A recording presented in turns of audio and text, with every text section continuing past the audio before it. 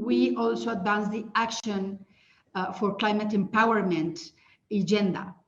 It has 6 pillars, which are climate change, education, training, public awareness, public access to information, which is very important, public participation, and international cooperation.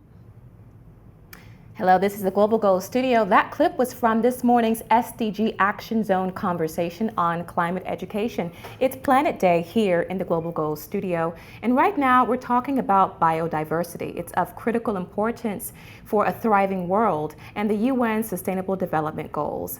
And with us now to discuss this, we have Hindu Ibrahim. She's the co-chair of the International People's Forum on Climate Change. Also, Maya Rose Craig. She's an ornithologist, also an ambassador for Survival International. She's also known as Bird Girl. She's joining us today from a boat in the Arctic Circle. Welcome, ladies. Thank you.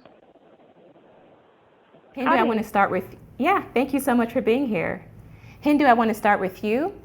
Your homeland of Chad, it's famous for its wildlife, but also it's been referred to as a country that has been most impacted by climate change.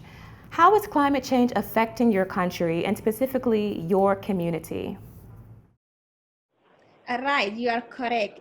Chad is a beautiful landscape where we have a lot of wildlife. And personally, I grew up with a lot of animals, insects, birds, and diversity of plants. But the climate change come and change everything. I'm seeing, just like I'm witnessing, I can say by my eyes, since I was young to now, how much we lost our ecosystem, how much we lost our species that we know. And it is not just losing it, but it is due to the climate change. It is a man action. I give you just an examples. The impact on our environment have a season change. We are having now a very heavy rains, and every part of the Sahel is flooding. Even in the cities, people just live with the canoe because there is a lot of floods. And 4 months ago, it was very dry, up to 50 degrees Celsius, and both of them are ending to the food insecurity. And it's impacting also our economy and our life and livelihood, creating conflict between the communities. So the climate change, it is not in the report only, it is not just the nice Paris Agreement that people talked about it, it is a reality, a daily life of my peoples and many other around the Sahel. Maya Rose, before we talk about biodiversity and even diversity, I have to ask you, just to begin with, what are you seeing on your boat in the Arctic Circle? What are you there for? Yeah, I think it's been a really interesting trip because obviously personally, especially as a bird watcher, I was so excited to come to the Arctic. But in a more professional capacity, I was here to bear witness to the sea ice minimum, which is the second lowest ever, which has been a mess, and I suppose we're already starting to see signs, which is really upsetting to me. I think we're having a few connection difficulties, but let me just ask, with regard to biodiversity and diversity, why do you think it is that there are so few non-white environmental professionals in your sector? What do you think can be done to change that? I think it's a really complicated issue and there are a lot of things going on.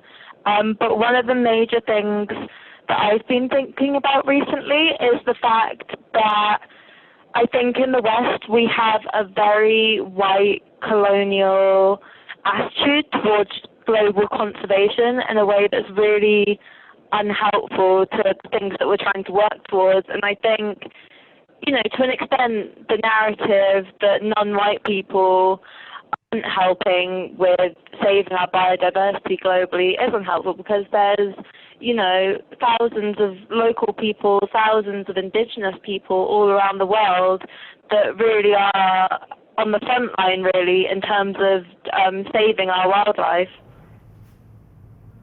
All right, Bird Girl and Hindu, please stay with us. We're going for a very short break.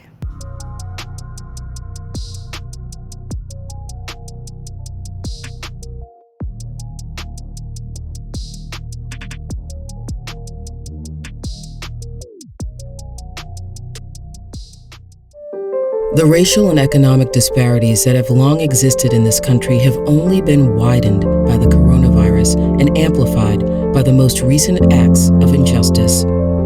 People around the world are coming together with greater urgency to demand action. At Bank of America, we know we all have a role to play to overcome the very real consequences of systemic racism and inequity.